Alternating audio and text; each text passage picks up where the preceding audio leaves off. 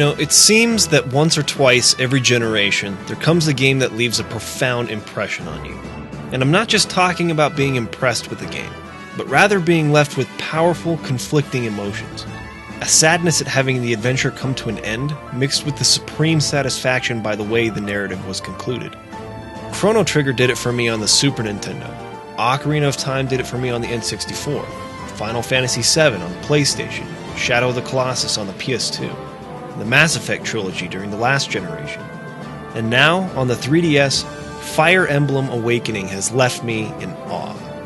For me, this game represents everything that made Japan the king of game development during my childhood, and seems to recall all of the greatness of those classic RPGs, while also innovating and modernizing with brilliance.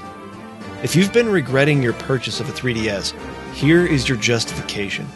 And if you haven't purchased one yet, now is the time to do so.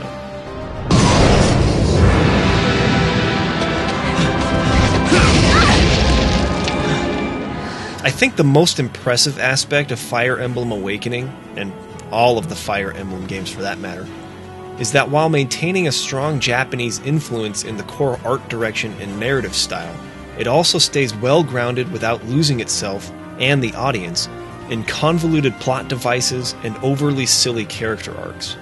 It seems that in the last 10 years or so, Japanese games have become separated more and more from Western-developed games by gaping cultural differences. While that market is dominated by an anime culture that is widely considered obnoxious in the West, ultra-realistic military shooters are becoming not only the norm here for us, but expected in a lot of ways from every game.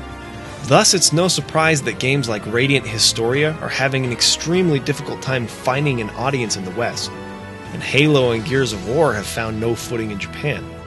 As this cultural gap grows wider and wider, it seems the efforts to localize Japanese games have grown lazier, with translators simply resorting to more and more literal translations, which, ironically, lose their meaning on us. Fire Emblem Awakening, however, is an example of how a good Western localization should be done. It's written in such a way that it feels intelligent and fits the period that the game takes place in. It feels pressing, and gives weight to the conflict that is presented without sacrificing the humor and wackiness that are a staple of the culture that the game comes from. Neither one ever imposes on the other. The humor is great and only appears when it's appropriate, while the pressure of the growing conflict lingers in your mind without becoming overbearing. I've found that Japanese games in recent years have rarely reached this kind of balance, even in the most concerted efforts. But Fire Emblem Awakening does so with seeming ease. The story never gets in the way of itself, and is easy to understand and enjoy from beginning to end. What really makes this game special, though, is its characters. Fire Emblem Awakening brings a new gameplay mechanic to the table by offering a support system. Basically, when you pair units up on the battlefield, their relationships with one another will improve. And as their relationships improve, they're able to grant some incredible stat bonuses to each other in tight spots. You'll also unlock support conversations, where background and detail on these characters will be fleshed out and revealed.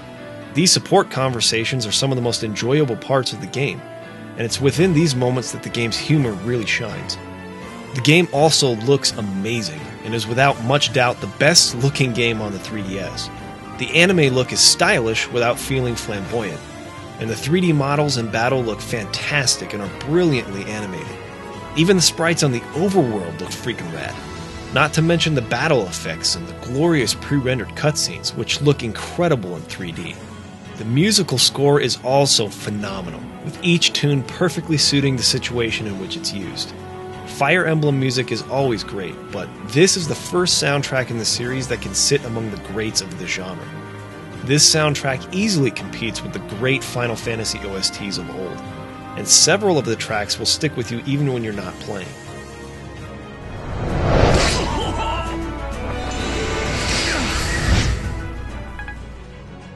In most ways, Fire Emblem Awakening plays the same way as its predecessors, which is in no way a bad thing. On the contrary, Fire Emblem's battle mechanics are tried and true, or battle-tested, so to speak, and have only benefited from years and years of refinement. The gameplay can be broken down into two phases, the preparation phase and the battle phase. In preparation, the player has to make choices about which units to bring into battle and how they should be equipped, making unit and inventory management a vital part in battle strategies. Weapons come in various shapes and sizes, and contain a wide variety of abilities and stats. A common feature across all of the weapons, though, with one exception, is that they have a finite number of uses before they break. Thus, a well-stocked armory is extremely important, and proper use of special weapons on the battlefield will also be necessary to avoid wasting great weapons on inferior enemies. The battles of Fire Emblem Awakening are varied and extremely challenging. Each stage is carefully designed to incorporate the strategies taught to the player in previous missions, while always delivering new, unexpected challenges as well.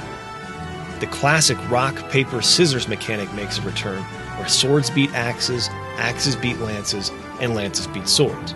This will make the position of your units extremely important, as you'll never want to put a lance wielder in the midst of axemen if you want him to survive.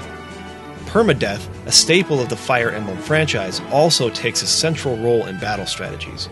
Once your unit dies, he or she is dead forever. And if you've been working on a character for some time, that is never a good feeling. For the first time in the series, however, there's actually an option to turn permadeath off by playing on casual mode.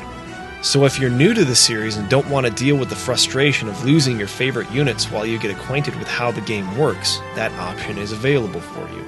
By far the most impressive addition to Fire Emblem, however, is the new class system.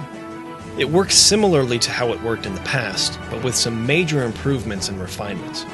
As in the previous games, most characters start off in one of the base classes, with the opportunity to be promoted to an advanced class after reaching level 10, with the use of an item called a Master Seal.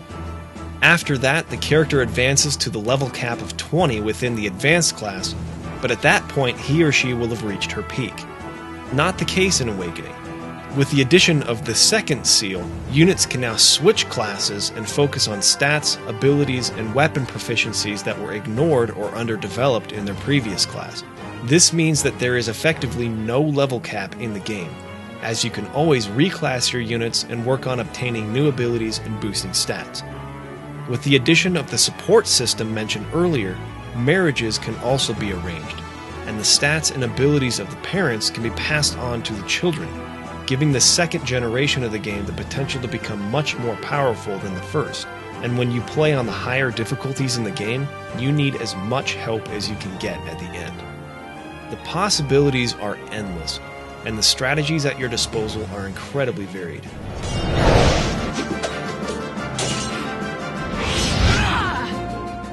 Fire Emblem Awakening is about as close to a perfect game as I've ever seen. As I reflect on my 120 plus hours with the game, I can't recall any time where I felt frustrated or upset about anything I was experiencing. It's a game that not only grabs you with its story, presentation, and incredible cast of characters, but also with its gameplay mechanics and open-ended strategy. It's a game that delivers a great deal of weight in both its story and gameplay, but lessens the tension with its lovable characters and well-placed humor. It's incredibly deep and diverse, and qualifies as a must-play for any 3DS owner. Let me put it this way, this is the only game I've ever played, where after finishing my first playthrough, started a second without an ounce of hesitation, and then once the second playthrough was finished, started a third without even thinking for a second about whether or not I was done.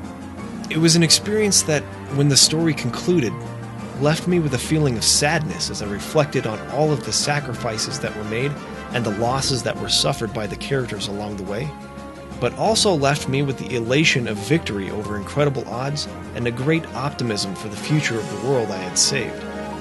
It's not common for a game to leave this kind of emotional impression on me, but this game did it in abundance, and it's moments like those that keep me so engaged in the gaming industry.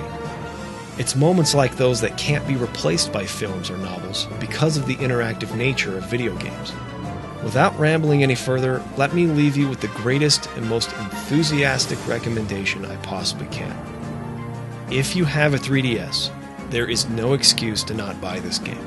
It is the best game on the system right now. If you don't have a 3DS, just do yourself a favor and get one. Borrow one from a friend if you have to, but buy this game, support the developers that made it, It's absolutely incredible. I give Fire Emblem Awakening a perfect 5 out of 5.